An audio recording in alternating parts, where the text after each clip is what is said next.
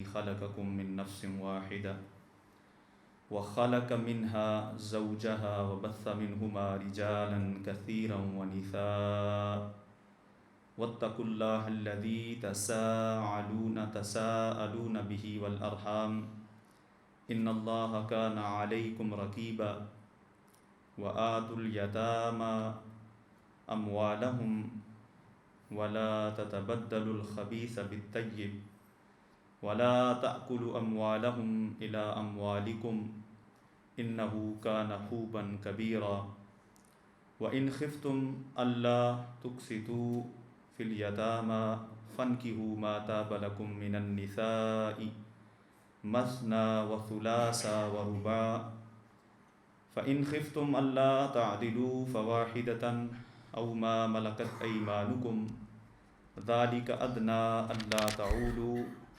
وآتوا النساء صدقاتهن نحلة فإن تبن لكم عن شيء منه نفسا فكلوه ہنیئا مریئا۔ اللہ رب العزت کیا بے پایہ لطف و کرم اور احسان عظیم کہ جس کی خاص توفیق سے آج ہم درس عرفان القرآن کی نشست میں موجود ہیں۔ دعا ہے اللہ رب العزت ہم سب کا یہاں بیٹھنا اپنی بارگاہ میں قبول اور منظور فرمائے۔ سامعین گرامی، اولاً تو میں آپ سب احباب کا، دوستوں کا شکر گزار ہوں کہ جو ایک نیک مقصد پر بلانے پر اپنے گھروں سے اپنے معاملات کو ترک کر کے تشریف لائے ہیں۔ میں امید کرتا ہوں کہ آپ کا آنا آپ کے لیے بھی اور ہمارے لیے بھی فائدہ مند ہوگا۔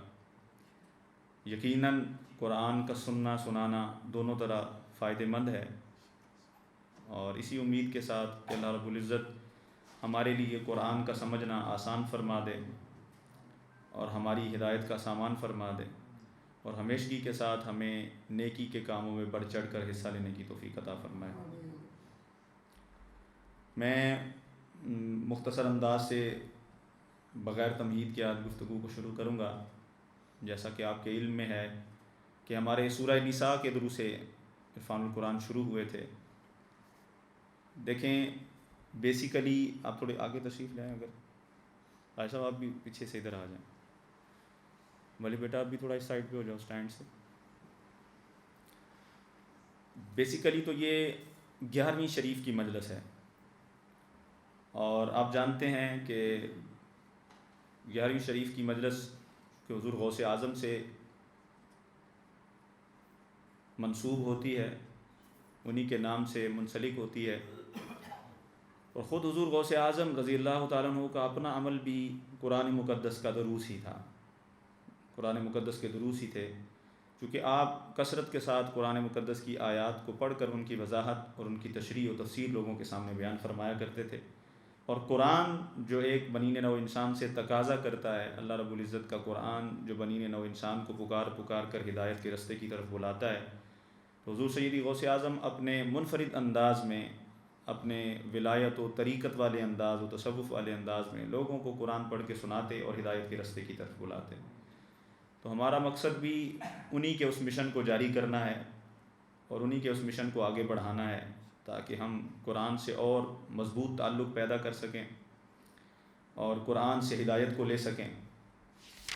چنانچہ ہماری انتظامیہ نے سورہ نساء کو ڈیسائیڈ کیا کہ اس میں بے شمار مضامین بھی ہیں، اور بے شکہ یہ لا شک فی بہت اچھی چوائس کی انتظامیہ نے، لیکن ہمارا پہلی ہی آیت پر 4 دروس جو ہے وہ ہو گئے، ایک ہی آیت پر 4 درس ہو گئے۔ تو اب سوچتا ہوں کہ کچھ مضامین ایسے ہیں جو بار بار ریپیٹیشن ہوگی اسی سورہ مبارکہ میں، جیسا کہ آج مہر کا عنوان بھی ہے، مہر پھر آگے ڈسکس ہوگا، نکاح کا موضوع ہے، نکاح پھر آگے ڈسکس ہوگا۔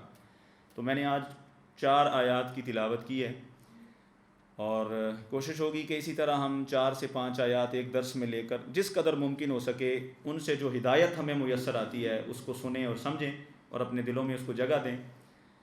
تو پہلی آیت مبارکہ، جیسا کہ آپ کو یاد ہوگا، ہم نے سورت کے حوالے سے بھی جو مابین سورہ ربط ہے کہ پچھلی صورت آل عمران جب ختم ہوئی تو اللہ پاک نے اس کو بھی عنوان تقویٰ پہ ختم کیا، اور جب اگلی صورت کو شروع کیا تو اسے بھی تقویٰ کے عنوان سے شروع کیا، اور پہلی آیت میں اللہ پاک نے 2 دفعہ اپنی ذات گرامی سے تقوی کے تعلق کو قائم کرنے کا فرمایا۔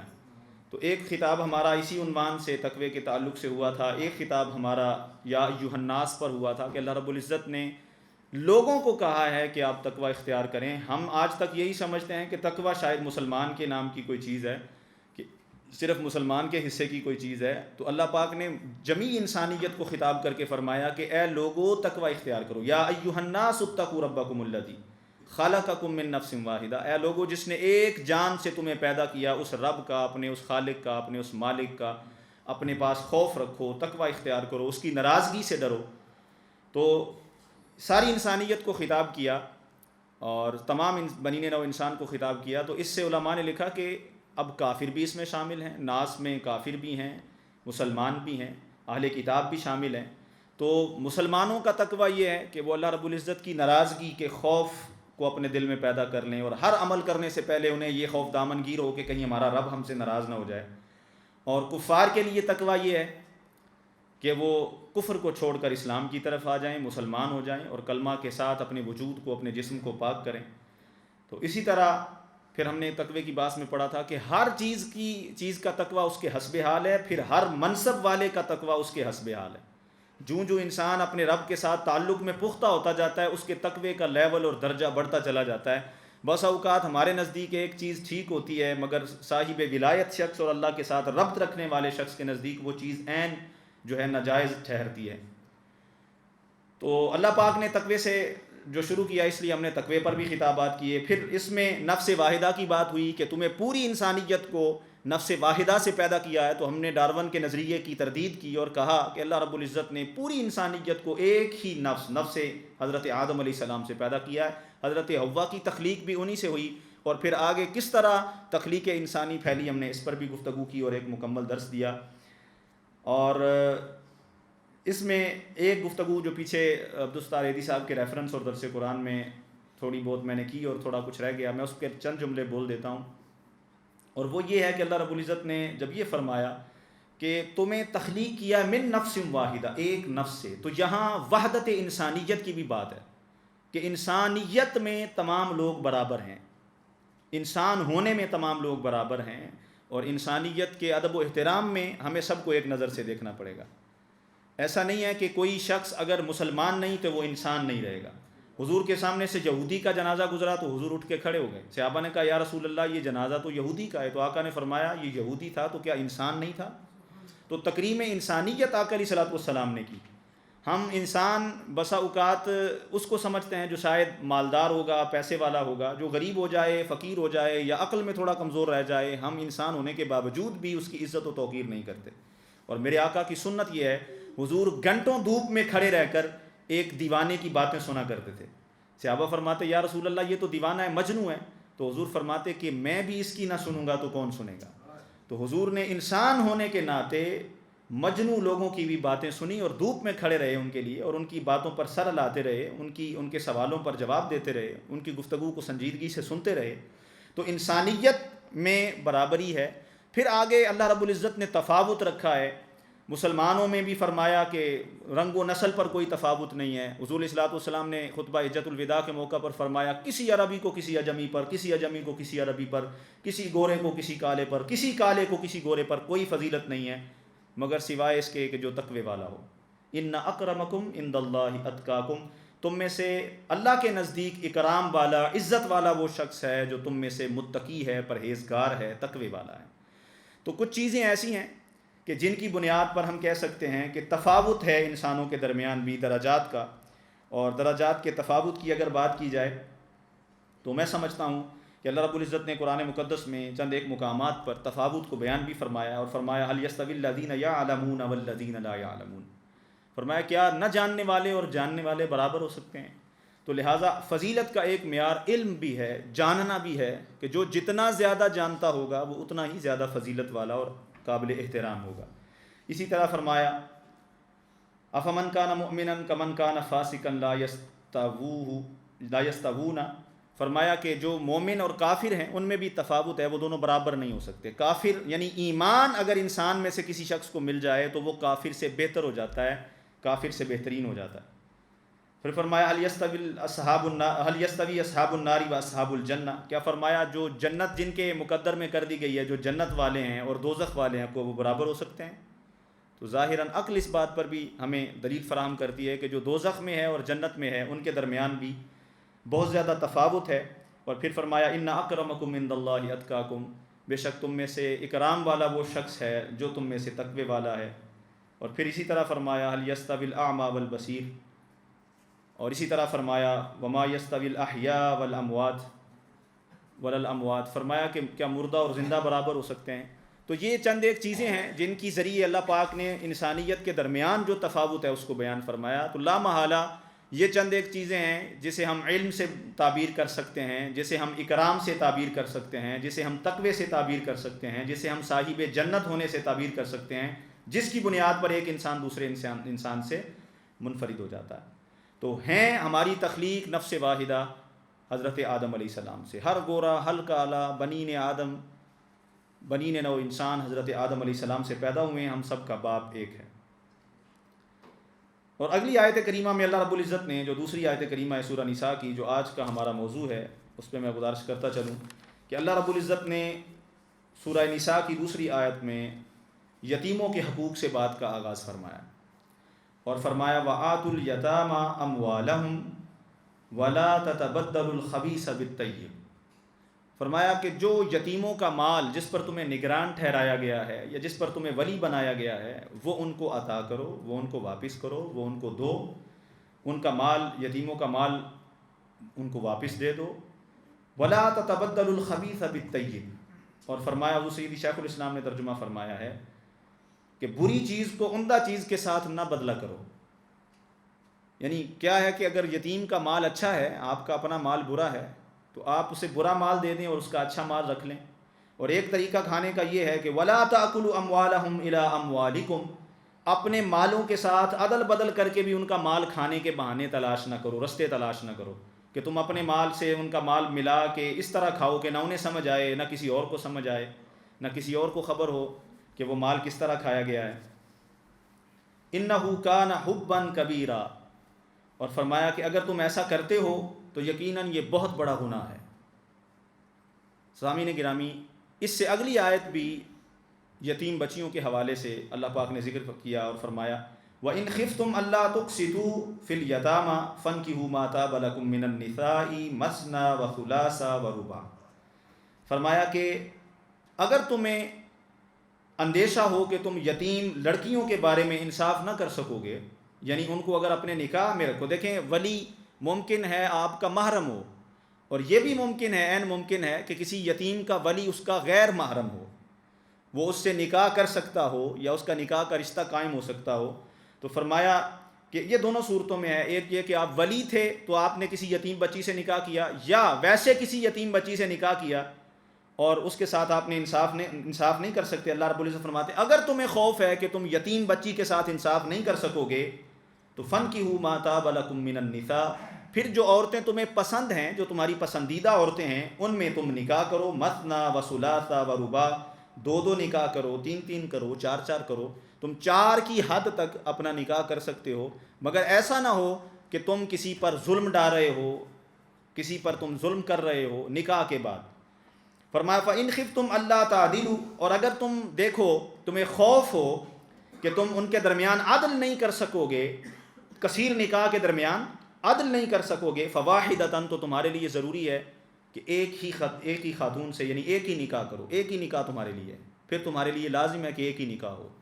عدل نہیں کر سکتے تو پھر ایک نکاح ہے۔ او ما ملکت ایمانکم، یا تمہارے ہاتھ کی ملکیت یعنی تمہاری باندیاں ہیں، ذالک ادنی الا تعولوا، اور فرمایا یہ بات اس سے قریب تر ہے کہ تم سے ظلم ہو اور تم ظالم بن جاؤ، اس سے بہتر یہ ہے کہ تم عدل کرو، عدل بہتر ہے ظلم سے۔ سامعین گرامی، یہاں تک ایک بات سے گزارش کرنا چاہتا ہوں کہ پہلے فرمایا کہ یتامہ کا مال جو ہے اسے غلط طریقے سے نہ کھاؤ۔ دیکھیں آج سوسائٹیاں بہت فاسٹ ہو گئی ہیں، ترقی ہو گئی ہے بہت سارے معاملات میں، لوگوں تک بھی شعور ہے، اور پہلے وقتوں میں قرآن مقدس کی اولین ایک چیز یہ سمجھیں کہ یہ صحابہ کرام کی اس زمانائی ترتیب کو بھی ایڈریس کرتا ہے، اور قیامت تک کے تمام متقاضی حالات کو اس میں اللہ رب العزت نے درج فرمایا ہے۔ ایسا نہیں ہے کہ ایک حکم صرف فرمایا تو وہ صحابہ سے ہی خاص ہو گیا، اس کے بعد کسی کے لیے مشعل راہ اور ہدایت نہیں ہے۔ انسانیت تک، جمیع انسانیت کے لیے ہدایت ہے، مگر خصوصی طور پر اللہ پاک نے یہ ارشاد اس زمانے کے اعتبار سے فرمایا جب جنگوں میں لوگ شہید ہو جاتے تھے، مارکوں میں شہید ہو جاتے تھے، اور آپ عربوں کی تاریخ پڑھیں، قبائل آپس میں گھوڑے کے پانی پلانے سے جوں لڑائی شروع کرتے تھے تو نسلیں تباہ ہو جاتی تھیں، اتنی شدید قسم کی لڑائیاں ہوتی تھیں ایک دوسرے قبائل کے۔ تقریباً ہر دن کسی نہ کسی کے قصاص میں کسی نہ کسی کو قتل کیا جاتا تھا، ایسا خون ریزی کا دور تھا، کوئی دن خالی گزرے تو گزرے، وگرنہ ہر دن ایسا ہوتا تھا کہ کسی نہ کسی کی خبر میسر آتی تھی کہ فلاں کو فلاں کے قصاص میں یا فلاں کو فلاں کے بدلے میں قتل کر دیا گیا۔ تو ایک دوسرے کے قتل جاری تھے، تو کثیر عورتیں بیوہ ہو جاتی تھیں، بچے یتیم ہو جاتے تھے، تو لامحالہ ان کے مال کی حفاظت کسی نہ کسی کے ذمے رہتی تھی۔ تو ایک کلچر بن گیا تھا یتیموں پر ظلم ڈھانے کا، ان کے ساتھ جیسے مرضی کر لیں، چونکہ ان کا پوچھنے والا کوئی نہیں ہے، ان کی خبرگیری کرنے والا کوئی نہیں ہے۔ تو اللہ پاک نے ارشاد فرمایا کہ یتیم بیسیکلی کہتے ہیں کسی تنہا ہو جانے والے کو، واحد ہو جانے والے کو، اکیلا رہ جانے والے کو۔ اور اس طرح یتیم کا جو لفظ ہے عربی میں، کوئی نسل کا کوئی گھوڑا یا کوئی جانور اکیلا رہ جائے نا، نیاب رہ جائے، تو اسے بھی کہتے ہیں کہ یہ یتیم ہے، اکیلا ہے، واحد ہے، کسی چیز میں اکیلا رہ جانا، تنہا رہ جانا۔ اور یہ بھی سمجھیں کہ یتیم ہونا بلوغت سے پہلے پہلے اس کے احکام ہیں، بالغ ہو گیا تو وہ یتیم نہیں رہے گا۔ اور یا علیہ الصلوۃ والسلام کی احادیث سے بھی اس بات کی تصریح ملتی ہے، لا یتما بعد البلوغ، حضور نے فرمایا کہ بلوغت کے بعد کوئی یتیمی نہیں ہے، اگر کوئی بالغ ہو گیا تو پھر اس پر یتیم کا لفظ نہیں بولا جائے گا۔ یتیم کا لفظ اسی بچے پر بولا جائے گا کہ جو اپنے معاملات میں کسی کا محتاج ہے۔ ہمارے ہاں تو یہاں جو والدین والے ہیں وہ بالغ ہو کر بھی والدین پر بوجھ بنے ہوئے ہیں۔ آپ کبھی پاکستان کے کلچر اور ماحول کو پڑھیں تو بالغ ہو جانے کے بعد اب آپ اپنا کمائیں، اپنا گھر بار بسائیں، اپنے گھر کے لیے کوشش کریں، تگ و دو کریں۔ ایک والد کی اتنی ہی کوشش و کاوش کیا کم ہے کہ اس نے ایک بچپن کی ایک دن کی عمر سے لے کر آپ کو بلوغت کی عمر تک، سمجھدار ہونے تک جو ہے وہ پال دیا۔ تو جھگڑے کس بات پر ہوتے ہیں جی؟ دیکھیں جی، میرے سے جو بڑا بھائی تھا اس کو انہوں نے کاروبار بھی کر کے دیا لیکن مجھے نہیں کر کے دیا، اس بات پہ باپ سے ناراض ہو جائیں گے۔ تو اللہ کے رسول نے فرمایا اگر کوئی یتیم بھی ہے تو وہ بالغ ہو جانے کے بعد یتیم نہیں ہے، اب وہ ذمہ دار ہے، خود ذمہ داری اپنی کو پوری کرے، اپنے معاشرے میں جس میں آنکھ کھولی ہے۔ خود آقا علیہ الصلوۃ والسلام در یتیم ہے، اور در یتیم عربی میں کہتے ہیں ایسے نیاب ہیرے کو کہ جس کی کوئی اور مثل نہ ہو، اسے در یتیم کہتے ہیں عربی میں۔ تو حضور صلی اللہ علیہ وسلم بھی دیکھیں، آقا علیہ الصلوۃ والسلام کی زندگی کو ایک مسلمان کو اپنی آنکھوں کے سامنے رکھنا چاہیے، اور حضور علیہ الصلوۃ والسلام کا زمانہ عمر کا کیسے گزرا اور آپ نے یتیمی کو کس طرح گزارا۔ حضور کی تو آنکھ ہی اپنے باپ کے بغیر کھلی ہے۔ آقا علیہ السلام نے اپنے والد گرامی کو نہیں دیکھا، ان کی زیارت نہیں کی، ان کی شفقت کو نہیں لیا آقا علیہ السلام نے۔ پھر 6 سال کی عمر میں اپنی والدہ سے محروم ہو گئے، پھر اسی طرح اپنے شفیق دادا سے محروم ہو گئے۔ تو ساری زندگی حضور علیہ الصلوۃ والسلام نے اسی طرح گزاری، لیکن کیا کیا آخر پر؟ پوری انسانیت کو اپنے رب سے جوڑنے کا طریق بتا دیا، اور مزدور سے لے کر بادشاہ تک کو اپنی سیرت سے ایک عمل دیا کہ وہ اس پر عمل کرے۔ لقد کان لکم فی رسول اللہ اسوۃ حسنہ، کوئی بادشاہ ہے تو اس کے لیے بھی اسی در یتیم کی سیرت میں حصہ ہے، کوئی مزدور ہے تو اس کی سیرت میں بھی اسی در یتیم کی سیرت میں حصہ ہے۔ آقا علیہ الصلوۃ والسلام جو ہے وہ مزدوری پر، یعنی بھاڑے پر بکریاں چرایا کرتے تھے۔ آقا تاجدار کائنات صلی اللہ علیہ وسلم حلیمہ سعدیہ کی بکریوں کے سوا بھی حضور اجرت پر بکریاں چرایا کرتے تھے، اور حضور نے وہاں سے اپنی زندگی کا آغاز کیا۔ پھر سیدہ خدیجۃ الکبریٰ کے قافلوں کے مالک بنے اور ان کو شام تک پہنچایا، اور ان کی امانت داری کے باعث سیدہ خدیجۃ الکبریٰ سے پھر ان کا نکاح ہوا آقا علیہ الصلوۃ والسلام کا۔ اور یہ بھی ہمارے جوانوں کے لیے مشعل راہ ہے سیرت میں کہ حضور کی عمر 25 سال تھی اور آقا تاجدار کائنات صلی اللہ علیہ وسلم نے 40 سالہ خاتون سے نکاح فرمایا۔ تو سامعین گرامی، یہ انفارمیشن ہے، انشاءاللہ اگلا جب نکاح کی آیات آئیں گی تو میں آقا علیہ الصلوۃ والسلام کے تعدد ازواج کی وجوہات پر بھی گفتگو کروں گا، اور پھر حضور علیہ الصلوۃ والسلام کی سیرت میں جو مکمل آقا علیہ السلام کے نکاح ہیں ان کے بارے میں مفصل آپ کو انفارمیشن فراہم کروں گا۔ حضور علیہ الصلوۃ والسلام کی زندگی کے بارے میں جو انفارمیشن ہمارے پاس ہونی ضروری ہے وہ انشاءاللہ میں آپ سے شیئر کروں گا۔ اور یہاں بات ہو رہی ہے کہ اللہ رب العزت ارشاد فرماتے ہیں کہ یتیموں کا مال جو ہے اسے غلط طریقے سے مت کھاؤ، اور ارشاد فرمایا کہ بری چیزیں جو ہیں ان کو عمدہ چیزوں کے ساتھ مت ملاؤ، یعنی عمدہ مال ہے یتیموں کا تو اسے اپنے برے مال کے ساتھ مت ملا کے ہضم کرو۔ اس کی کئی صورتیں ہیں۔ ہمارے ہاں جب کسی کو کسی کے مال کا وارث بنا دیا جاتا ہے تو وہ اس کے مال کو استعمال کرتا ہے، پھر جب وہ بچہ جوان ہو جاتا ہے اور مال واپس کرنے کی باری آتی ہے تو جو دکان اسی کے مال سے اچھی کمائی تھی یا جو اسی کے مال سے اچھی چیز بنائی تھی، کوئی پلاٹ بنایا تھا، کوئی جاگیر بنائی تھی، کوئی جائیداد بنائی تھی، تو وہ اپنے نام رکھیں گے، اور جو کونے کڈڑے میں لگا ہوا کوئی پلاٹ اور کوئی چیز رہ جائے گی، بھئی تیرے پیسوں کے ہم نے کاروبار کیا، اس کی حفاظت کی، لہٰذا اب اس کی حفاظت کا صلہ یہ ہے کہ یہ دیکھو ہم نے تمہیں 2-3 پلاٹ بنا دیے ہیں، یہ رکھ لو، اور یہ تمہارے مال سے بچا ہے، تمہیں پالا ہے، پھر احسان جتلایا جاتا ہے۔ تو میرے خیال میں ہمیں اپنی زندگی پہ غور کرنا چاہیے۔ میرے آقا کی ایک ہی حدیث یتیم کے معاملے میں اگر ہم سنیں تو میں سمجھتا ہوں کہ ہمارے سارے اعمال یتما کے معاملے میں درست ہو سکتے ہیں، کہ آقا علیہ الصلوۃ والسلام نے فرمایا مسلمانوں کے گھروں میں سے سب سے بہترین گھر وہ ہے جس میں یتیم ہو اور اس کے ساتھ اچھا سلوک کیا جائے، اور آقا علیہ الصلوۃ والسلام نے فرمایا اور مسلمانوں کے گھروں میں سے بدترین گھر وہ ہے کہ جس میں یتیم ہو اور اس کے ساتھ اچھا سلوک نہ کیا جائے۔ تو بہترین اور بدترین میں فرق آقا علیہ السلام نے بتایا کہ یتیم کے ساتھ اچھا سلوک، اور یہی وجہ ہے کہ حضور سیدی شیخ الاسلام اپنی تحریک کا ایک کثیر سرمایہ یتیموں کی پرورش پہ لگا رہے ہیں۔ اور آپ میں سے کسی کو اتفاق ہوا ہو، اگر آپ انٹرنیٹ پہ دیکھ سکتے ہیں، آغوش کے نام سے جو بلڈنگ ہے، کتنی عالی شان بلڈنگ صرف یتیم بچوں کی پرورش کے لیے بنائی گئی اور تیار کی گئی، اور اس بلڈنگ میں باقی چیزوں سے ہٹ کر سب سے بہترین جو کام کیا جاتا ہے، ہم اپنی مجلس میں علامہ محمد رضا صاحب کو تشریف لانے پر دل کیا تھا، گہرائیوں سے خوش آمدید کہتے ہیں۔ تو اللہ رب العزت نے یتما کی جو بات کی، اس کو تحریک منہاج القرآن نے اپنی روح میں الحمدللہ شامل کیا ہے، اور آپ دیکھیں کہ سب سے بہترین جو بلڈنگ ہے اس وقت آغوش کی، تحریک کا ایک بہت بڑا سرمایہ ہر مہینے بچوں کی پرورش پہ بھی خرچ ہوتا ہے، اور اس کی مین ریزن یہی ہے کہ بہترین گھر اگر یتیم کی اچھی پرورش سے اور اچھے سلوک سے بن سکتا ہے تو اسی طرح بہترین تنظیم اور تحریک بھی یتما کی پرورش اپنے ذمے لینے سے بن سکتی ہے۔ اور یہی آئیڈیالوجی ہے جس کے تحت، یہی وہ فلسفی ہے جس کے تحت حضور سیدی شیخ الاسلام نے بیت الزہرا یتیم بچیوں کے لیے اور آغوش یتیم بچوں کے لیے قائم کیا، اور الحمدللہ اس وقت میں سمجھتا ہوں کہ پاکستان کے بیسٹ آرفن چائلڈ ہاؤسز میں سے آغوش کا شمار ہوتا ہے، بلکہ ٹاپ لسٹ پر اگر کوئی ہے تو وہ آغوش کا ادارہ ہے۔ آپ کبھی پاکستان جاتے ہیں تو ایسی چیزوں کا بھی وزٹ کیا کریں، خود گھوم کر آیا کریں، مری بھی دیکھنے کے قابل ہے، سواد کلام بھی جانا چاہیے، مگر کبھی جہاں رفاع عامہ کے کام ہو رہے ہیں، یتما و مساکین کی خدمت ہو رہی ہے، وہاں بھی وزٹ کیا کریں کہ وہ کیسا چل رہا ہے، نظام کیسا ہو رہا ہے، آپ کے دل میں ایک شوق پیدا ہوگا، آپ کے دل میں ایک محبت پیدا ہوگی۔ تو فرمایا کہ یتما کا مال اپنے مالوں کے ساتھ نہ بدلو، اپنے برے مالوں کے ساتھ نہ بدلو۔ تو آپ بھی کوشش کریں کہ جہاں معاشرے میں آپ کو کوئی یتیم پر ظلم ہوتا ہوا نظر آئے، اس کو آپ قرآن مقدس کی آیات کے ذریعے اصلاح کی طرف لے کر آئیں کہ یہ بہت بڑا ظلم ہے اگر کوئی یتیموں کے حقوق کو کھاتا ہے۔ اور پھر یہ بات بھی ایک قابل غور ہے جو حضور کی حدیث پاک ہے، آقا علیہ السلام نے ارشاد فرمایا لا یتم بعد البلوغ، کہ حضور نے فرمایا کہ بلوغ کے بعد کوئی یتیم ہونا نہیں ہے، یعنی بالغ ہو گیا تو پھر وہ یتیم وہ ہے جو اپنے اعمال خود سر انجام نہیں دے سکتا، جس کو ابھی کسی کی کیئر کی ضرورت ہے، وہ کسی کی کیئر میں رہنا چاہتا ہے، رہنا چاہیے جسے، تو تب تک یتیمی ہے۔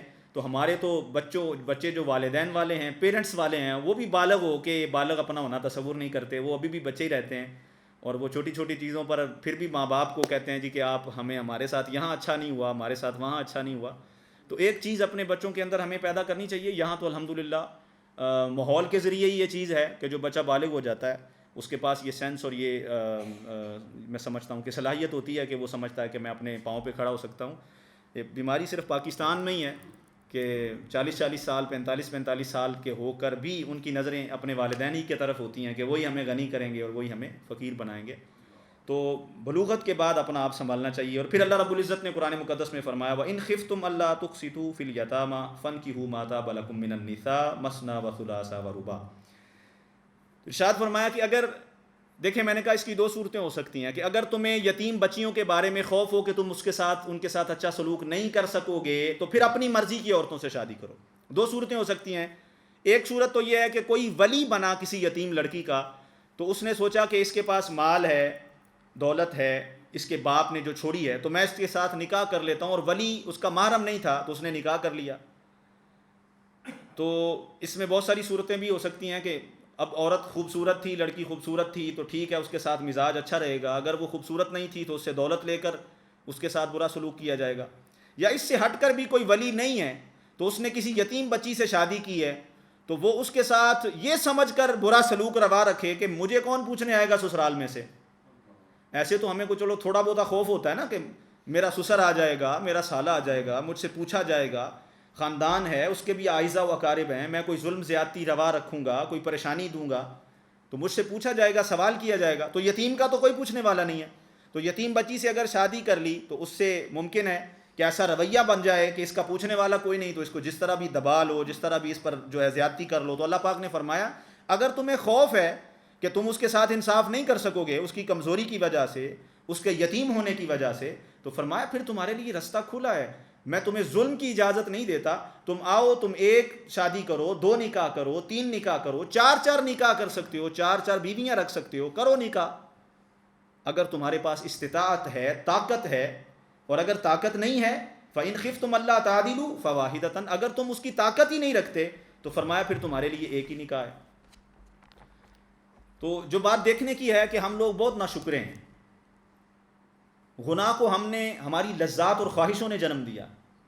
مجھے بتائیں اللہ پاک نے ہم سے کون سی چیز چھین کے ہمیں کہا ہے کہ تم میرا مطلب ہے کہ اس چیز کو چھوڑو گے تو تمہیں آخرت میں فلاں چیز ملے گی؟ اس نے کہا ہے کہ نیلی چھت کے نیچے رہو، گھر نہ بناؤ تو پھر آخرت میں محل ملے گا۔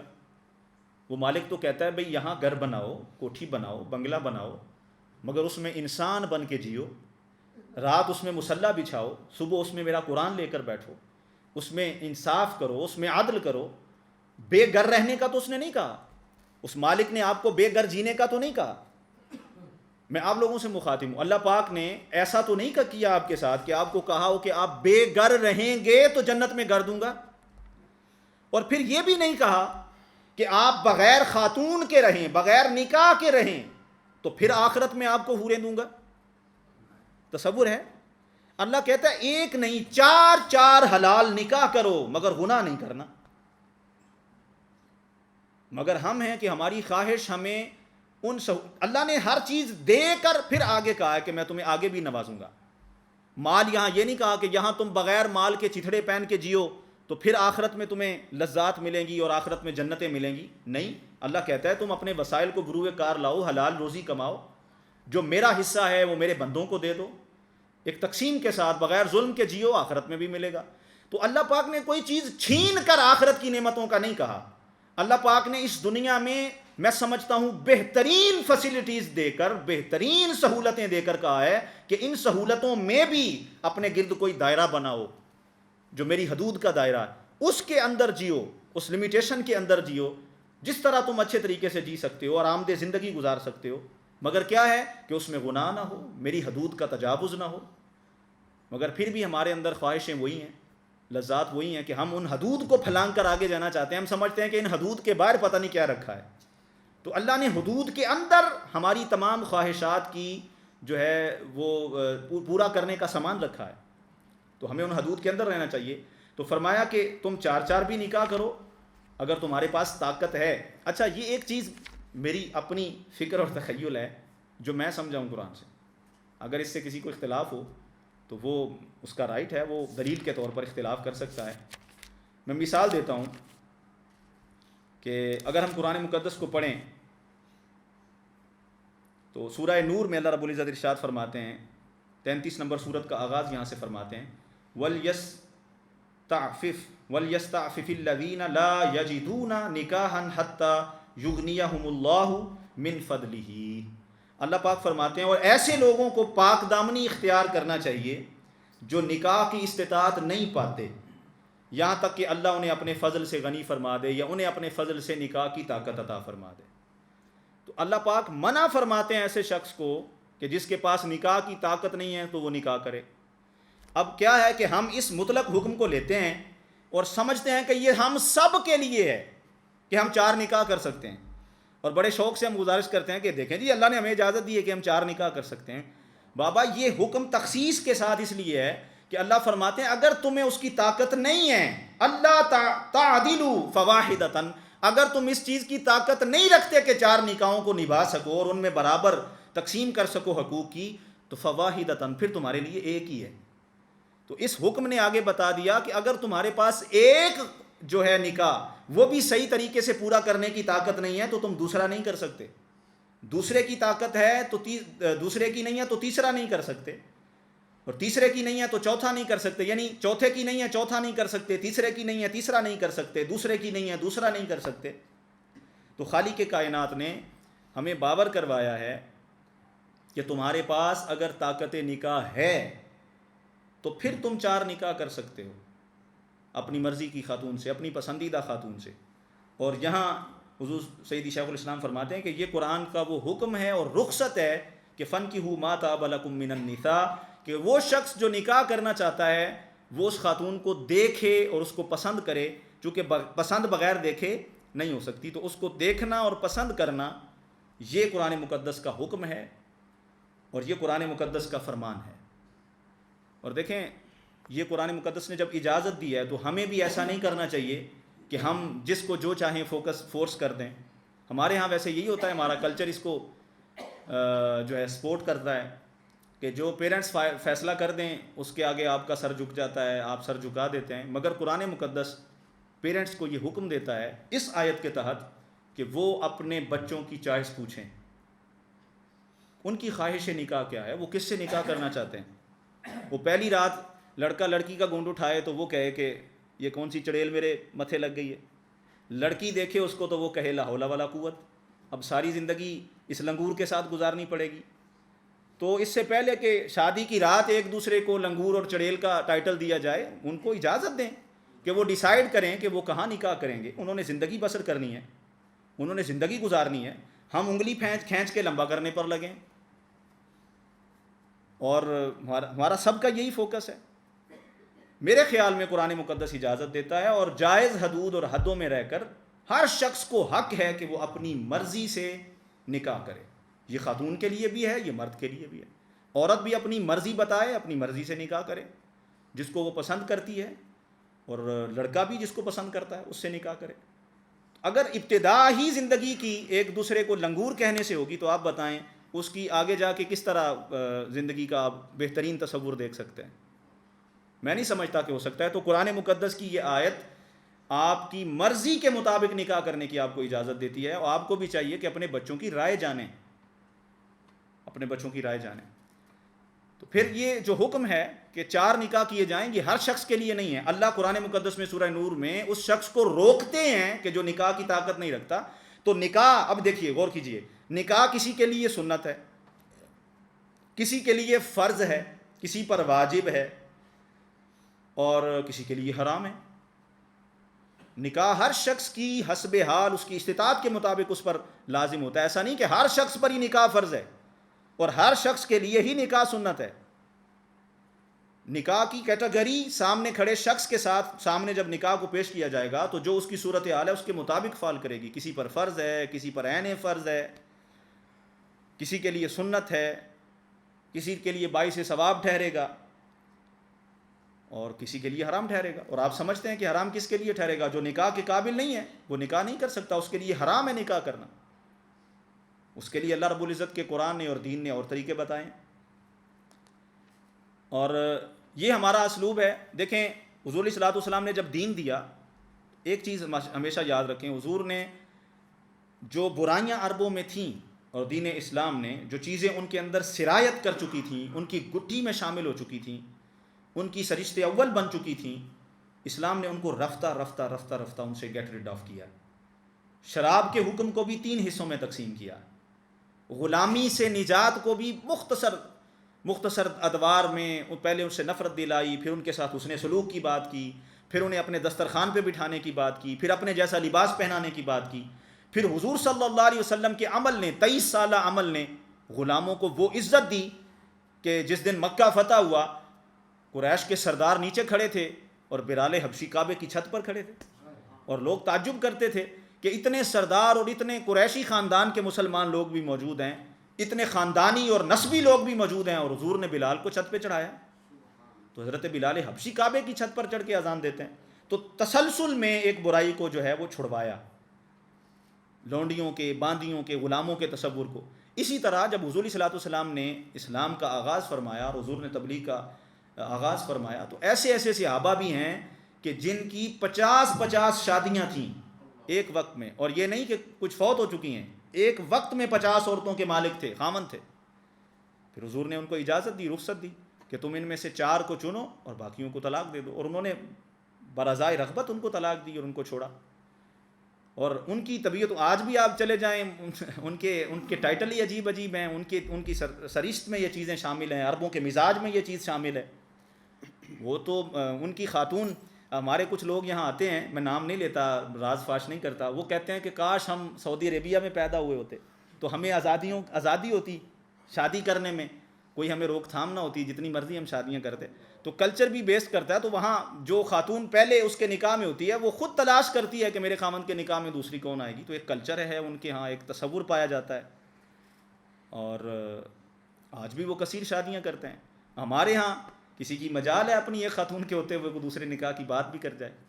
چوتھی جگہ بھی پتہ چلے تو الحمدللہ اتنی باحوصلہ خاتون ہیں ہمارے پاکستان کی بالخصوص. اللہ رب العزت ان کو لمبی زندگی عطا فرمائے اور اسی طرح باہمت رکھے. کسی کی کیا جرت ہے کوئی ایسی بات کر یا سن سکے. تو سامعین گرامی، یہ جو حکم ہے مثنی و ثلاث و رباع، یہ مردوں کے لیے ہی ہے. مگر جو ایک کی لڑائی لے کر 10 گھروں میں جاتے ہوں، 10 بندوں سے کہتے ہوں بھائی وہ دیکھو جی ہماری پھر صلح کروانے کی بات بن رہی ہے، ہماری پھر صلح کروائی جائے، جس کا ایک کے درمیان عدل قائم نہ ہو سکے اور وہ کہے کہ قرآن نے مجھے کہا ہے کہ تم 4 کر سکتے ہو، تو میں سمجھتا ہوں کہ وہ حکم کو غلط انٹرپریٹ کر رہا ہے. قرآن مقدس نے اس شخص کو 4 کی اجازت دی ہے جو پہلی کے ساتھ احسن طریقے کے ساتھ اس کے حقوق کو ادا کر کے آگے بڑھے، اور پھر دوسری کے حقوق ادا کرے تو تیسری کی گنجائش ہے. اور جو ایک ہی کو عدل سے نہ رکھ سکے، جو ایک ہی کو انصاف کے ساتھ نہ رکھ سکے، قانونی تقاضوں کے مطابق نہ رکھ سکے، اور وہ یہ کہے کہ مجھے 4 کا حکم ہے میں 4 کر سکتا ہوں، تو یہ اس کے لیے ہے کہ جو ایک کے بعد دوسرے کے حقوق ادا کرتا جائے تو 4 تک جا سکتا ہے. اور اگر نہیں کر سکتا تو سیدھا ارشاد فرمایا فواحدۃ او ما ملکت ایمانکم ذالک ادنی الا تعولوا، ظلم سے بہتر ہے کہ تم انصاف کی طرف آؤ. اور اگلی آیت کریمہ میں ارشاد فرمایا وآتوا النساء صدقاتہن نحلا، ارشاد فرمایا کہ عورتوں کو ان کے جو مہر ہیں وہ خوش اسلوبی کے ساتھ اچھے طریقے کے ساتھ دو.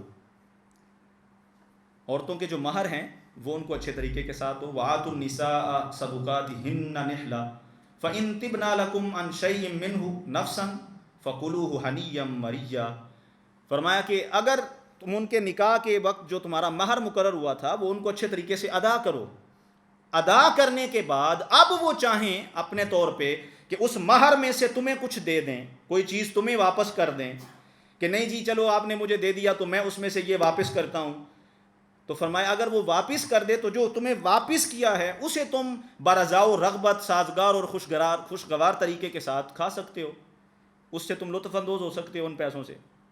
اور ہمارے ہاں تو تصور ہی اور ہے مہر کا.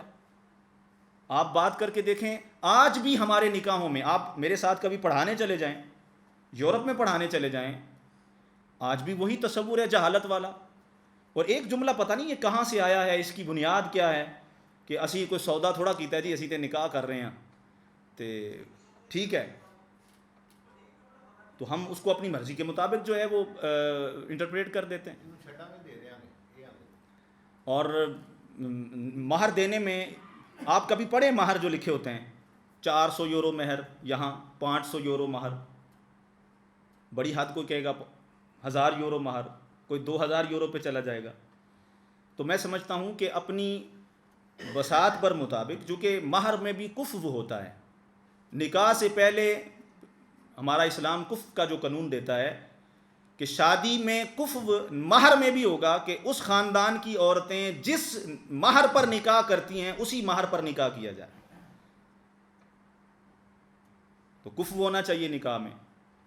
ہمارے ہاں کہتے ہیں جی 10 روپے شرعی حق مہر لکھ لو جی، 20 روپے شرعی حق مہر لکھ لو، لا حول ولا قوت الا باللہ. اور اس پہ یہ جو کہا گیا نا کہ ان کو ان کا حق مہر ادا کیا جائے، اس کی وجہ ہے، پورا اس کے پیچھے بیک گراؤنڈ ہے. عرب میں بھی یہ رواج تھا کہ عورت کے حق مہر کے ساتھ زیادتی کی جاتی تھی حق مہر کے معاملے میں. کبھی ولیوں کی طرف سے, کبھی دینے والوں کی طرف سے. دے دیں گے, ہم دے ہی دیں گے, سارا کچھ اسی کا ہے. میرا نہیں خیال جو کہتے ہیں سارا کچھ اسی کا ہے وہ چوتھے دن زیور مانگ رہے ہوتے ہیں. وہ تمہیں جو زیور ڈالا تھا وہ کدھر ہے؟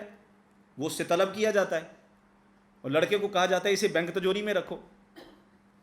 حالانکہ میں سمجھتا ہوں کہ بہترین مہر دینے کا طریقہ یہ ہے کہ وہ زیور جو آپ نے اس بیٹی کو شادی کے وقت بنا کے دیا ہے اس کو نکاح نامے پر بھی لکھوائیں اور لوگوں کے سامنے بھی اس کی تصدیق کریں کہ یہ جو زیور ہم نے اس بیٹی کو بنا کے دیا ہے یہی اس کا حق مہر ہم اس کو دیتے ہیں. یہ بہترین طریقہ ہے, اور میرے خیال میں ہے بھی وہ اسی کا. مرد نے تو اسے نہیں پہننا, وہ زیور اسی کا ہے, اس بچی کا ہے. تو اتنا زیور, اتنا سیٹ بنا کے دیں کہ وہ سیٹ اور وہ زیور جو آپ ڈالتے ہیں ایک رواج اور رسم کے طور پہ, اسے ہی اس کا مہر تصور کروایا جائے اور کہا جائے کہ یہ سونے کا سیٹ یا یہ سونا جو ہم اسے دے رہے ہیں یہی اسی کا مہر ہے, ہم اس کے حوالے کرتے ہیں, یہ اس کی مالک ہے. ہمارے ہاں تو وہ زیور کہا جاتا ہے جی اسی کے لیے بنایا ہے, پھر اس کا دکھاوا کیا جاتا ہے. ایک ہمارے ہاں لعنت وہ روی کی, وری کے کیا بولتے ہیں, وہ نکال لیتے ہیں شادیوں پہ دوپٹے دکھانا, پھر زیور دکھانا, پھر کچھ لوگ تو وہ جہیز کا سامان جو دیا ہوتا ہے وہ بھی دکھاتے ہیں کہ یہ ہم دے رہے ہیں, دینے والے بھی دکھاتے ہیں. ہمارا تو شادی کرنے کا مزاج ہی یہ بن گیا ہے, ہم شادی کریں گے تو کیا دو گے, کیا لے کر آؤ گے, کیا ملے گا, یہی ہمارے نکاح کی ترجیحات ہیں کہ وہاں شادی کریں گے تو کیا ملے گا, وہاں شادی کریں گے تو کیا ملے گا. حضور نے فرمایا 4 وجوہات ہو سکتی ہیں ایک عورت سے نکاح کرنے کی, اس کا حسن, اس کا مال, اس کا نسب اور اس کا دین. حضور نے فرمایا جب بھی ترجیح دینا نکاح میں تو اس کے دین کو ترجیح دینا. مگر ہمارے ہاں دین کسی ترجیح میں نہیں ہے, سوال ہی پیدا نہیں ہوتا. ہم بچی کا نکاح یا رشتہ طے کرنے کے بعد بتاتے ہیں کہ وہ فلاں چودھری ہیں. آپ شادیوں میں جائیں, اگر آپ کا اتفاق ہوتا ہے جانے کا اور آپ کبھی جانے کے بعد ان حضرات سے ملیں جن کے نکاح میں آپ شرکت کرتے ہیں. میں تو چونکہ پاکستان میں بھی کثیر نکاحوں میں شرکت کرتا رہا تو ہاتھ پکڑ کر ان سے ملیں, جی علامہ صاحب جی کون ہے, یہ جی فلاں ایم پی اے کے بھائی ہیں. اچھا جی اب ان سے ملیں, جی یہ کون ہے, جی ان کے 4 پیٹرول پمپ ہیں. ان سے ملیں, جی یہ کون ہے, جی یہ فلاں بینک کے مینیجر ہیں. یعنی آپ شادی میں چلے جائیں تو 10 بندوں سے تفاخراً ملایا جاتا ہے کہ ان سے ملیں, یہ ہماری بچے کی شادی میں آئے ہیں اور دنیا کے بہت بڑے آدمی ہیں. اور میرے سامنے قرآن ہے, میں نے آج تک نہیں دیکھا کہ کسی نے ہاتھ پکڑ کے کسی کو کسی عالم سے ملایا ہو کہ اس سے ملیں جی کہ یہ ہمارے عالم بھی ہماری شادی میں آئے ہوئے ہیں. کوئی ترجیح ہو اس کو یا کوئی تفاخر کی بات ہو, دیندار کا آنا نہیں. پوچھیں بھئی آپ کیا ہیں, اس کے تو 4 پیٹرول پمپ ہیں, آپ کے پاس کیا ہے؟ صرف یہی چیزیں ہیں جو دکھا رہے ہیں, بتا رہے ہیں. تو یہ تفاخر ہے ہمارا نکاحوں کے اندر, مال دکھانا. پھر اگر بچی کی شادی طے کر دی یا بچے کی شادی طے کر دی تو پھر فخراً بتانا وہ جو میرے بیٹے کے سسرال والے ہیں ماشاءاللہ ماشاءاللہ ان کے پاس اتنے مربع زمین ہیں, اتنے تو ان کے نوکر ہیں. تو یہ ساری جہالت ہو چکی ہے, اور آپ ٹھٹھا کیا کریں ان لوگوں کا جو اس طرح کی جہالت آج بھی اس دور میں کرتے ہیں اور تفاخر کے ساتھ یہ چیزیں بتاتے ہیں. ان سے سوال کریں کہ دین کے معاملے میں بتاؤ کیا بہتری ہے, کوئی فخر کرنا ہے تو دین کے معاملے میں فخر کرو. اور یہ چیزیں ہمارے اندر جو ہے رچ بس چکی ہیں. تو اللہ پاک ارشاد فرماتے ہیں کہ ظلم نہ کیا جائے, عورتوں کا مہر ان کو موقع پر ادا کیا جائے. آپ کبھی ان چیزوں پر غور کریں اور ان پر غور کے بعد ایک دوسرے کو مشورہ دیں کہ یہ چیز بہتر نہیں ہے, یہ چیز بہتر ہے. اب میں نے ایک مشورہ دیا ہے, آپ کو کیا لگتا ہے یہ برا مشورہ ہے مہر دینے کے معاملے میں؟ مگر آپ اس کی انٹرپریشن کے لیے کسی کو کہہ کے دیکھیں نا, وہ کہیں گے کہ مولوی پاگل ہے, تسی بھی پاگل ہو گئے ہو, سارا زیور کڑی نو دے دئیے. تو میں سمجھتا ہوں کہ بہترین مہر کا طریقہ یہ ہے کہ نکاح کے وقت ہی اس کو وہ اس کا دے دیا جائے. وہ سونا جو دے رہے ہیں اسی کو مہر جو ہے وہ کنسیڈر کیا جائے. اور مہر کے اوپر بحث انشاءاللہ ہم اگلی آیت نمبر 19 کے تحت انشاءاللہ سورہ نساء کی کریں گے, اور آگے بھی انشاءاللہ یہ موضوع آئے گا, زیر بحث آئے گا. مگر خالق کائنات نے اس ظلم کو قرآن مقدس میں بیان کیا ہے کہ جو ہمارا رواج بن چکا ہے.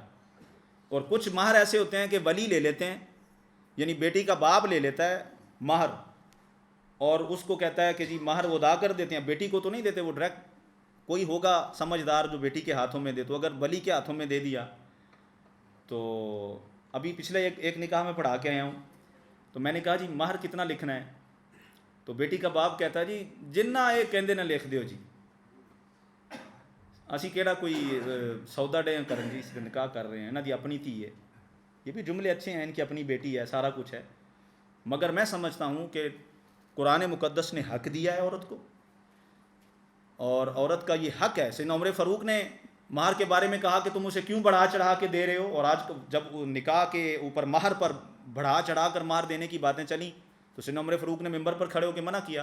ایک خاتون کھڑی ہو گئیں، انہوں نے کہا جب اللہ نے ہمارے مہر میں کسی حد کو مقرر نہیں کیا تو آپ کون ہوتے ہیں مقرر کرنے والے یا اس کو کم سے کم ڈکلیئر کرنے والے؟ تو آپ جی بھر کر مہر دیں. مہر حق بدا ہے، اور اس پر تفصیلی گفتگو اس نشست میں نہیں ہو سکتی، لیکن یہ اسی لڑکی کو اسی موقع پر دے دیا جائے تو بہترین طریقہ، اور آقا علیہ السلام کی سنت بھی یہی ہے. لیکن اسے مؤخر بھی کیا جا سکتا ہے، اس وقت نکاح یا مجلس نکاح میں نہیں دے رہے، کچھ مجلس نکاح میں دیا جا سکتا ہے، کچھ بعد میں دیا جا سکتا ہے. مگر یہ بھی بات مسلم ہے کہ آپ کی بیوی یا جس کا بھی نکاح ہو رہا ہے اس کی بیوی اپنی مرضی سے اپنا مہر معاف کر سکتی ہے، مگر اس کا طریقہ اسلام بھی یہی ہے کہ پہلے اسے دیا جائے. وَآتُوا النِّسَاءَ صَدُقَاتِهِنَّ نِحْلًا، اچھے طریقے سے بہترین انداز سے وہ مہر اس کے حوالے کیا جائے. جب وہ لے پھر لینے کے بعد اگر اس کا دل چاہتا ہے کہ میں اپنے خامند کو دے دوں تو پھر آپ اس میں سے اللہ رب العزت فرماتے ہیں جتنا حصہ ملے اسے اچھے طریقے سے کھائیں. ہم لوگ کیسے معاف کرواتے ہیں؟ ہمارا طریقہ واردات کیا ہے؟ ہم سرے سے اس کے ہاتھوں میں دیتے ہی نہیں ہیں. یعنی مہر جو کہا کہ نکاح کے بعد دیں گے یا دے دیتے ہیں، وہ سرے سے اس کو نہیں دیتے. دے دیں گے یہ جملہ ہر ایک کی زبان پر ہوتا ہے، جیسے ادھار لینے والے کی زبان پہ ہوتا ہے کہ دے دیں گے، تو اس کے ہاتھ میں نہیں دیتے. پھر اس کے وہ ہمارے ہاتھ میں ہے، ہمارے اکاؤنٹ میں پڑا ہوا ہے، تو کہتے ہیں بس سمجھو میں نے تمہیں دے دیا، اب تمہاری طرف سے مجھے آ گیا، میں فلاں جگہ استعمال کر لوں، میں وہ مکان کے پیسے دے دوں، میں وہ واشنگ مشین لے آؤں. تو ہمارا اس کا حق کھانے کا طریقہ یہ ہے. میرے خیال میں یہ صریح ظلم ہے. مہر کو اسی وقت عورت کے ہاتھ میں دینا چاہیے. اب اس کے ہاتھ میں آئے رقم مہر کی، اور اس رقم کے لینے کے بعد اگر اس کا دل کرے تو اپنی مرضی سے دے. یہ تو پتہ چلے گا نا جب آپ دے دیں گے اپنے ہاتھوں سے، اور پھر آپ بار بار اس کی طرف بھی نہ دیکھیں گے. جیسے چھوٹے بچے عیدی لیتے ہیں، ساتھ نوٹ بھی پکڑ کے رکھتے ہیں اور جملہ بھی کہتے ہیں چلیں رہنے دینی تھی، آپ رہنے دیتے، آدھا ادھر بھی کھینچ رہے ہوتے ہیں، آدھا ادھر بھی جو ان کا دل ہوتا ہے. تو اس طرح کا حال نہیں ہونا چاہیے آپ کا مہر دیتے وقت کہ میں رکھ دوں، میں سنبھال دوں. تم سے سنبھالا جائے گا یا نہیں سنبھالا جائے گا؟ بھئی آپ اسے دیں، وہ بالغ ہے، اسے سنبھالے گی وہ. تو مہر خاتون کے حوالے کرنا چاہیے، پھر وہ اسے خرچ کرے یا آپ کو دے. اللہ رب العزت فرماتے ہیں پھر اپنی مرضی سے اگر تمہیں دے دے تو پھر تمہارا حق ہے، تم اسے اچھے طریقے سے استعمال کر سکتے ہو. لیکن سامعین گرامی، نکاح کے معاملے میں، مہر کے معاملے میں جتنی بدعات ہیں اور جتنے ہم لوگوں نے اپنے مسئلے گڑھے ہوئے ہیں، 10 روپے 20 روپے حق مہر، شرعی حق مہر، ایسا کوئی حق مہر نہیں ہے. تصدیق کی ضرورت ہے. 10 درہم حضور علیہ الصلوۃ والسلام نے کم سے کم مہر کی مقدار مقرر کی ہے. یہ نہیں فرمایا کہ 10 درہم مہر رکھا جائے، کم سے کم مہر جو ہے وہ 10 درہم رکھا جائے. اور 10 درہم بھی میرا خیال ہے کہ 265 تولہ چاندی کے قریب بنتے ہیں، ان کی قیمت، اس کا اندازہ جو ہے. تو کم از کم مہر جو ہے وہ 10 درہم مقرر کیا گیا، زیادہ سے زیادہ 10 درہم مقرر نہیں کیا گیا. تو ہمیں مہر کے معاملے میں تمام بدعات کا خاتمہ کرنا چاہیے. کھلے دل کے ساتھ اس بیٹی کو، اس بہو کو جس کے ساتھ نکاح کیا جا رہا ہے، اس کا مہر ادا کرنا چاہیے، اور اسی موقع پر ادا کیا جائے تو سب سے بہترین ہے. وگرنہ معجل و مؤخر جس طرح بھی ادا کیا جائے اس کا مہر اسے دینا چاہیے. یہ قرآن مقدس کا حکم ہے. اور شادی بیاہ کے موقع پر جتنی بدعات ہیں، دیکھیں بعض لوگ اس بات سے بھی غلطی کھاتے ہیں کہ سیدہ کائنات سیدہ فاطمہ الزہرا سلام اللہ علیہا کی شادی پر حضور علیہ الصلوۃ والسلام نے جو تحفے دیے تھے اس کو لوگ اس سے جہیز کا کوئی تصور سمجھتے ہیں کہ شاید باپ کی ذمہ داری ہے کہ وہ چیزیں اس کو پرووائڈ کرے. ایسا کوئی اسلام میں قانون نہیں ہے. یہ بہت بڑی لعنت ہے جس کا نام جہیز ہے، انتہائی برائی کی لعنت ہے. اور اس کی وجہ یہ ہے، اس لعنت کے بننے کی بھی وجہ یہ ہے کہ ہم بیٹی کی چوائس ہی انگلی رکھ کے تب کرتے ہیں کہ ہمیں پتہ ہو یہاں سے جہیز کتنا آئے گا. اور ایک گھر میں 2-4 بہویں اکٹھی ہو جائیں تو ایک دوسرے کے جہیز پر تفاخر کیا جاتا ہے کہ میرا ڈائننگ سیٹ اچھا ہے کہ اس کا ڈائننگ سیٹ اچھا ہے. تو یہ ایک بہت بڑی لعنت ہے. اور اگر آپ نکاح سیدہ فاطمہ الزہرا کو سمجھنا چاہیں تو سیدنا علی المرتضیٰ کے پاس اس وقت کچھ نہیں تھا. اور وہ حضور کے بھائی بھی تھے. آقا علیہ الصلوۃ والسلام نے انہیں یہ درجہ دیا تھا, یا علی انت اخی فی الدنیا والآخرہ, اے علی تو دنیا اور آخرت میں میرا بھائی ہے. تو اب بے شک ان کو بیٹی دے رہے تھے, مگر ایک بھائی کا رشتہ تھا, ایک تعلق تھا. حضور نے پوچھا آپ کے پاس کیا ہے؟ فرمایا یا رسول اللہ ایک زرہ اور ایک تلوار ہے. حضور نے فرمایا اسے بیچ کے آؤ. سیدنا عثمان غنی کو بیچی, جو رقم آئی وہ سیدنا عثمان غنی نے رقم بھی دی اور وہ پھر تحفتاً واپس کر دی زرہ اور تلوار. تو پھر آقا علیہ الصلوۃ والسلام نے اپنے چند صحابیوں کو جمع کیا اور فرمایا کہ سیدنا علی المرتضیٰ شیر خدا کے لیے گھر بنایا جائے. پھر صحابیات بھی لگی رہیں, اس گھر کی دیواریں بنائی گئیں, ایک کمرہ تعمیر کیا گیا سیدہ فاطمہ الزہرا کے لیے. پھر آقا علیہ السلام نے فرمایا کہ اس سے پیسوں سے کچھ بکری خریدو, ولیمے کا انتظام کرو. انہوں نے ولیمے کا انتظام کیا. تو چونکہ ایک نئے جوڑے کو بسانے کی بات تھی, تو آقا صلی اللہ علیہ وسلم نے اپنی بیٹی کو جو آقا علیہ الصلوۃ والسلام تحفہ دے سکتے تھے, تو وہ حضور علیہ الصلوۃ والسلام نے وہ تحفہ دیا. کچھ چیزیں جو ضرورت کی تھیں, اور وہ چیزیں بھی اگر آپ دیکھیں تو وہ کیا تھیں.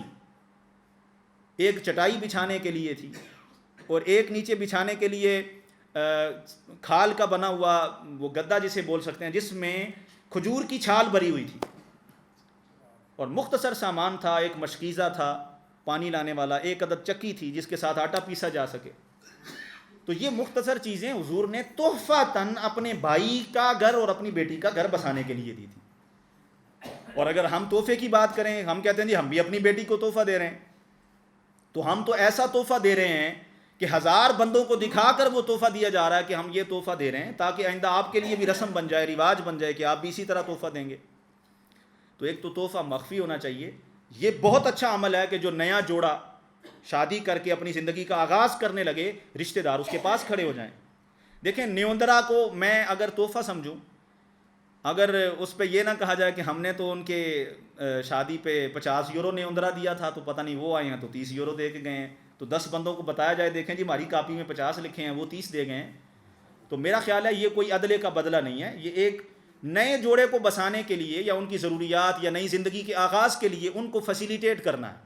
اگر یہ رسم اس انداز سے ہو تو بہترین ہے کہ کوئی یہ سمجھے کہ یہ جوڑا اپنی زندگی کا آغاز کر رہا ہے, تو میں کچھ حصہ اس میں ڈالوں تاکہ ان کی سہولت کی چیزیں ان کو میسر آ جائیں, ان کے گھر کی کوئی برتن آ جائیں, کراکری آ جائے, کوئی کمرہ کو سیٹ کرنے کے لیے سامان آ جائے, یا جو بھی ان کی بیسک ضروریات ہیں ان کو پورا کرنے کی غرض سے اگر کوئی تحفتاً دے تو اسے دے کے بھول جانا چاہیے. کاپیوں پہ نہیں لکھنا چاہیے بھئی فلاں نے کتنے دیے تھے اور فلاں نے کتنے دیے تھے. حسب ضرورت اللہ پاک نے آپ کو توفیق دی ہو. ایسا ہوتا ہے, میرے کئی دوستوں کی شادی ہوئی, میرے پاس ثروت تھی, انہیں زیادہ پیسے دینے پڑے, دل نے بھی چاہا کہ دیا جائے. کچھ دوست ایسے تھے کہ وہ بڑے میرے ساتھ ان کا تعلق تھا, مگر ان کے معاملات میں میرے پاس اتنی وسعت نہیں تھی. تو اپنی وسعت کو دیکھتے ہوئے, معاملات کو دیکھتے ہوئے ایک دوسرے کو فیسیلیٹیٹ کرنا, ایک دوسرے کے ساتھ کھڑا ہونا, یہ ایک اچھا عمل ہو سکتا ہے. مگر یہ نیوندرے کی رسم اور کاپیوں پہ لکھنا اور تانے دینا اور ایک دوسرے کو کہنا کہ فلاں نے نہیں دیا, فلاں نے نہیں دیا, ان چیزوں کو بھی نکاح سے ختم کرنا چاہیے. لغویات ہیں, بری چیزیں ہیں. اور یاد رکھیں بچی والوں کے ذمے کوئی کھانا کھلانا نہیں ہے. 600 بندے کی روٹی دینا, یہ بچی والوں کو کہیں دین اسلام نے نہیں کہا. نہ کوئی اخلاقی قدر ہی اس کی سپورٹ کرتی ہے کہ وہ اپنے گھر سے بیٹی بھی دیں اور 600 بندوں کے منہ کو بھی بھریں, اور پھر اگر کوئی مرچ لون بھی ادھر ادھر ہو گیا ہو تو پھر 100 باتیں وہاں کھڑے ہو کے کی جائیں اور معاملات کیے جائیں. یہ رسم اور رواج سراسر ہم نے ہندوؤں سے لیے ہوئے ہیں, اور ان کی دھجیاں اڑانے کی ضرورت ہے. میں چھچ کے علاقے میں گیا, میرا بڑا دل خوش ہوا کہ وہاں 2-3 نکاح میں نے پڑھائے اور شرکت کی. تو وہ کیا کرتے ہیں کہ بارات جاتی ہے, لڑکے والے بارات لے کر جاتے ہیں, مگر لڑکی والوں کے ذمے کسی قسم کی کوئی تواضع نہیں ہے. انہیں بٹھایا جاتا ہے کرسیوں پر, سادہ پانی, چائے یا بوتل ڈرنک, کولڈ ڈرنک دی جاتی ہے, یا مٹھائی کا ایک پیس ان کو دیا جاتا ہے. وہ لیتے ہیں, بیٹھتے ہیں, دعا ہوتی ہے, نکاح ہوتا ہے, اور اس کے بعد فوراً ہی رخصتی ہو جاتی ہے. نہ وہاں لمبی دیر بیٹھ کے گپیں ماری جاتی ہیں, نہ ایک دوسرے کے رشتے پھولے جاتے ہیں, نہ ایک دوسرے کی بدخوئیاں کی جاتی ہیں. تو اٹھ کے آ جاتے ہیں, لڑکی کو لے آتے ہیں. پھر اگلے دن لڑکی والے بھی اپنے سارے رشتہ دار اعزہ و اقارب کو, اور لڑکے والا بھی اپنے اعزہ و اقارب کو دعوت دیتا ہے, اور وہ ولیمے کی روٹی کرتا ہے. تو لڑکے والوں کے ذمہ ہے کہ وہ ولیمہ کریں اور اس کی خوشی کے طور پر منائیں, سیلیبریٹ کریں, اور سب کو دعوت دے کے کھانا کھلائیں. اور بہترین اسلام ہے اطعموا الطعام و افشاء السلام, سلام کا پھیلانا اور کھانے کا کھلانا بہترین اسلام ہے. خود آقا علیہ السلام کی سنت سے ثابت ہے ولیمہ کرنا. تو روٹی کھلانا لڑکے والوں کی ذمہ داری ہے, لڑکی والوں کی ذمہ داری نہیں ہے. مگر ہمارا یہ رواج ہے, آپ نہ لڑکی کی روٹی دیں اور آپ کبھی کہہ دیں غلطی سے بھولے سے کہہ دیں لڑکے والوں سے کہ جی یہ رسم جو ہے غیر اسلامی ہے، تو فوراً پتہ کیا کہیں گے؟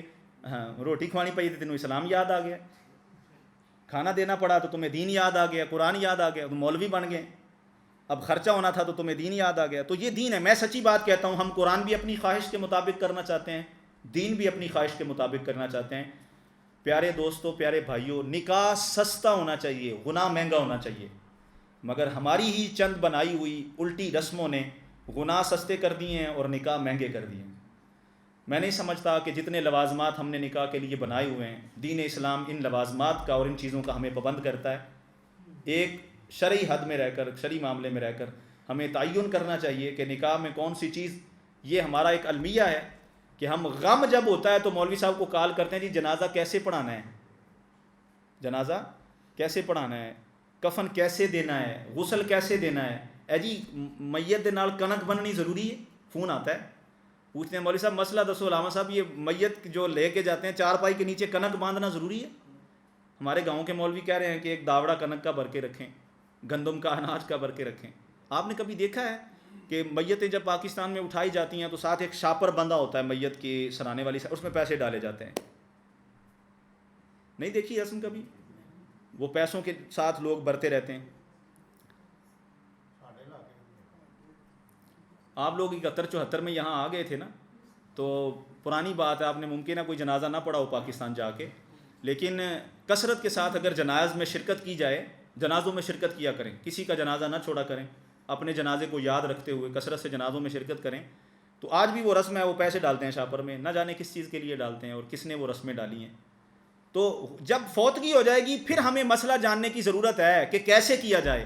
شادی کے دن مجال ہے کہ کوئی فون کر کے پوچھے کہ اسلام ہمیں شادی کے دن کون کون سی حدوں کو نہ پھلانگنے کا حکم دیتا ہے، مجھے بتائیں، میں آپ کو یہ دعوت دیتا ہوں۔ میں نے آج بھی جمعے کی تقریر میں آپ کو کہا تھا، ہر وہ چیز فضول ہے جو آخرت میں آپ کے کام نہیں آئے گی، اور یاد رکھیں دنیا کا لاؤ لاب آپ یہاں تو کر لیں گے، لذت تھوڑی دیر کے لیے ہوگی، مگر آخرت میں کچھ نہیں ملے گا۔ اور مجھے آپ اپنے ایمان سے بتائیں، آپ مسلمان ہیں، جس شادی پر لڑکی اور لڑکے کے نکاح کے بعد ان کے سامنے مخلوط ڈانس کیا جائے، لڑکیاں عورتیں اور بچے آپس میں ناچ رہے ہوں، ان کے نکاح میں برکت پڑے گی نا؟ ہر سٹیپ کے بدلے، ہر گانے کے بدلے ان کو اللہ پاک بے شمار نعمتیں دے گا، ان دونوں کو، جن کے نکاح کے منہ کے دن جن کی زندگی کا آغاز ہونا تھا۔ ہم نے نکاح کو معمولی رسم سمجھا۔ میں سمجھتا ہوں نکاح کی رسم اور نکاح کا دن پاکیزہ محفلوں کی طرح ہے، اور بہت شاندار وہ انعقاد محفل کی جو محفل، انعقاد نکاح کی جو محفل ہے یا عقد کی جو محفل ہے، وہ بہترین محفلوں سے ایک محفل ہے۔ وہ عبادت سے بھی، میں سمجھتا ہوں جو عبادتیں ہم نے محفلیں بنائی ان سے بھی زیادہ بہترین وہ عبادت ہے۔ نکاح کی مجلس بننا، اسر میں مسلمانوں کا جمع ہونا، نکاح کے دن جمع ہو کر ایک جوڑے کو اسلام کے ذریعے ایک دوسرے کے ساتھ باندھ دینا، یار اتنی بڑی عبادت ہے کہ حضور نے فرمایا لڑکا اور لڑکی شادی کے بعد میاں بیوی اگر ایک دوسرے کو مسکرا کر دیکھیں تو رب عرش پر خوش ہوتا ہے۔ اتنے پاکیزہ رشتے میں باندھنے سے بعد فوراً ہم کیا کرتے ہیں، ادھر نکاح پڑھ کے خطبہ پڑھ کے بیٹھتا ہوں میں، ادھر ڈانس شروع ہو جاتا ہے۔ میں یہ شکوہ بھی کر رہا ہوں، لیکن آپ اس پر سوچیں، جائز حدود میں رہ کر شادی کے دن خوشی کا اہتمام کرنا، عورتوں کا سیپریٹ رہنا، مردوں کا سیپریٹ رہنا، خوشی کا اظہار کرنا، آپس میں بیٹھ کے گفتگو کرنا، ہنسنا مسکرانا، اس سے اسلام منع نہیں کرتا، مگر مخلوط قسم کا ڈانس کرنا اور ناچنا ان کے سامنے، میں سمجھتا ہوں بڑا ہی ببرکت نکاح ان کا آگے شروع ہوگا، ان کی زندگی میں بڑی رونقیں ہوں گی آپ کی ڈالی ہوئی دمال کی وجہ سے۔ تو ہمیں دین کی حدود کو نہیں پھلانگنا چاہیے، جو طریقہ کار ہے اس کے اندر رہنا چاہیے، اور ان چیزوں پر آپ بھی اپنے آپ کو سراپا احتجاج بنائیں۔ اور آپ کا سراپا احتجاج اس طرح ہو سکتا ہے کہ آپ اس دن تو نہیں روک سکتے، مگر آپ اس مجلس سے اٹھ سکتے ہیں جہاں یہ کام شروع ہو گیا۔ اب آپ کا حق ہے کہ آپ اس احتجاجاً وہاں سے اٹھ کے تھوڑی دیر کے لیے باہر چلے جائیں، یا اپنا منہ وہاں سے پھیر لیں، یا آخری ٹیبلوں پہ چلے جائیں، احتجاج ریکارڈ کروائیں کہ یہ چیز جو ہے اسے دین اسلام ریکگنائز نہیں کرتا۔ تو میت ہو جائے، فوتگی ہو جائے تو ہر کوئی فون کر کے طریقہ اسلام پوچھتا ہے، شعار اسلام کا پتہ کرتا ہے، مگر شادی والے دن کوئی فون نہیں کرتا، پھر ہر ایک کی اپنی مرضی ہوتی ہے۔ تو اسلام کا بہترین رنگ یہ ہے کہ نکاح مہر اور دوسرے معاملات میں جتنی فضول رسمیں ہیں ہم ان کے خلاف کھڑے ہوں، جتنے فضول کام ہیں ہم ان کے خلاف کھڑے ہوں اور سراپا احتجاج ہوں، تاکہ یہ چیزیں آہستہ آہستہ آہستہ ہمارے معاشرے سے، کلچر سے نکلیں. اور اگر ہم ہی اس کو فروغ دینے کے لیے آگے بڑھیں گے تو میں سمجھتا ہوں کہ یہ بالکل بھی ناجائز نہیں ہوگا، معاشرے کی خرابی کا سبب بنے گا. اللہ رب العزت ہمیں قرآن مقدس کے احکامات کو سمجھنے کی توفیق عطا فرمائے.